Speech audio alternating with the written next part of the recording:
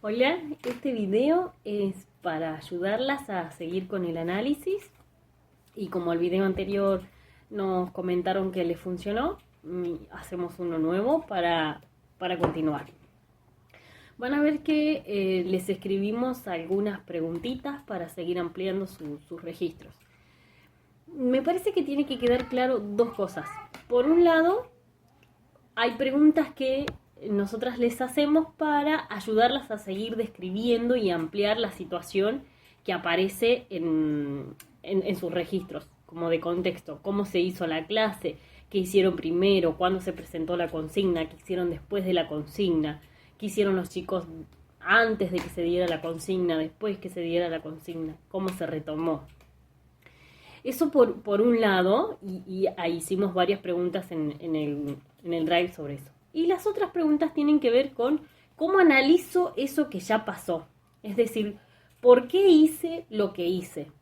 Y en ese sentido tenemos algunas preguntas como, por ejemplo, ¿por qué eligieron esas estrategias y no otras?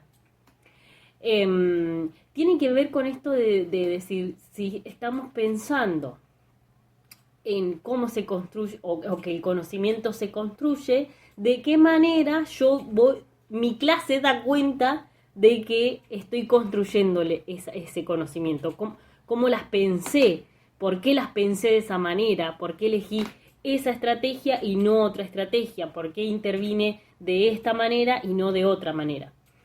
Así, como estructura general, me parece que podemos reconocer con Ivana que algunas, me parece, pudieron pensar en una ciencia como proceso, ¿no? Y recuperaron ese aspecto de la ciencia como proceso, y estaría interesante que por ahí pudieran contarlo en algún momento en cómo recuperaron el proceso de las ciencias. Esos lo tienen, después les vamos a mandar un correo en donde van a tener los links a los libros digitalizados, pero está en este librito, en la página 43, Aprender Ciencias como Proceso. Y por ejemplo, en el caso de Berenice, ella decidió pensar en una ciencia como producto porque su contexto no le permitía más movilidad que esa, porque la retroalimentación con sus estudiantes era muy espaciada, quizás no era oportuna, porque para cuando ella podía hacer una retroalimentación ya había pasado mucho tiempo, entonces no era realmente una retroalimentación para acompañar ese aprendizaje. Entonces su contexto hizo que pensara en una ciencia como producto y decidió enseñar una ciencia como producto. Me parece que eso también estaría bueno que lo pudieras escribir en el análisis. Otra de las cosas que me parece que todas pudieron hacer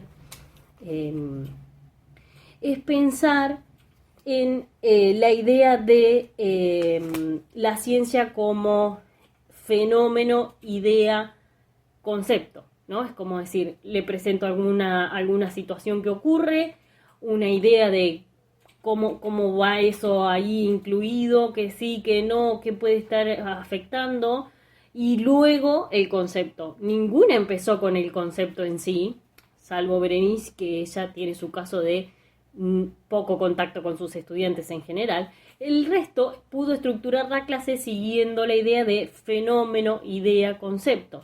Entonces me parece que eso también es importante. Primero contar qué sería fenómeno, idea y concepto y por qué eligieron seguir esa estructura, por qué se sienten cómodas con que esa sería una buena opción para enseñar las ciencias. Eso de fenómeno, idea, terminología está también en este librito, en la página 49, o en el librito este de la ciencia en el aula, en la página 32. ¿Sí? En el correo les va a aparecer los links. Me parece que también eso es importante recuperar. ¿Por qué siguieron esa estructura? ¿Qué es lo que permite esta estructura? ¿Y por qué ustedes están de acuerdo con que la enseñanza de la ciencia sea con esa estructura a rasgos generales? Y después, me parece que también es interesante, por ejemplo, cuando Diana comentaba que por ahí los padres le contestaban, o que ella se había dado cuenta que los padres le habían dado la respuesta a los nenes. Nosotros le hicimos ahí algunas preguntitas, pero también está interesante decir cuáles son las consecuencias de saltearse ese paso. Y lo mismo ocurre para el resto de las producciones. ¿Cuáles son las consecuencias de saltearte este paso? ¿Qué pasaba si primero no veía el videíto de las capas en el frasco? ¿Qué pasa si yo no miraba primero el recorrido que hacía el alimento cuando recuperabas la historia de lo que había ocurrido entre las dos ideas que había sobre la digestión? Digo, ¿no? Entonces, ¿cuáles son las consecuencias de saltearse algún paso? Porque digo, por algo ustedes pensaron, actividad 1 tal cosa, actividad 2 tal cosa, actividad 3 tal cosa. ¿Por qué ese orden y no otro? ¿Qué pasaba si no podía hacer la 1 y arrancaba con la 2? ¿Era lo mismo? Entonces, poder recuperar cuáles son las consecuencias de si esa actividad no estuviera o si estuviera en otro lugar. De esa manera, como estas preguntas, estoy intentando ayudarlas a que ustedes puedan decir, bueno, ¿por qué hice cada una de las cosas que hice? ¿Por qué esta actividad está acá y no en otro lado? Ir al por qué, al tratar de recuperar por qué estamos haciendo lo que hacemos. Que eso sería analizar nuestras prácticas, o analizar en este caso las actividades que nosotros elegimos o su práctica de enseñanza en un contexto de pandemia.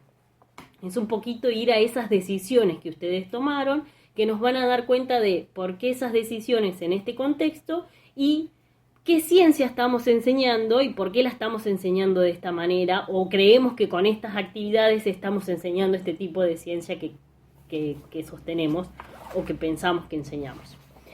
Y después, para Berenice, también me parece que de este librito, este no lo tenemos escaneado en el curso, pero te lo vamos a acercar este capítulo, esta partecita para que lo tengas, porque la parte de generar ideas, mapas conceptuales, aun cuando el docente haga una preselección de conceptos y el resto los pueda completar el estudiante, es una rutina del pensamiento que se llama generar, clasificar, conectar, elaborar. Y ahí hay toda una idea de cuáles son los propósitos de estos mapas conceptuales, qué es lo que nos permite mirar esos mapas conceptuales, que me parece que también está interesante para poner esto, decir, bueno, esta información que el estudiante la va a organizar en distintos formatos, porque vos tenés distintas actividades, una de las actividades era un mapa conceptual, y en este librito, en la página 183, que te la vamos a mandar escaneada, son 2 o 3 hojitas, que sería la idea de qué es lo que nos permiten estos mapas conceptuales y cuál es la riqueza de los mapas conceptuales.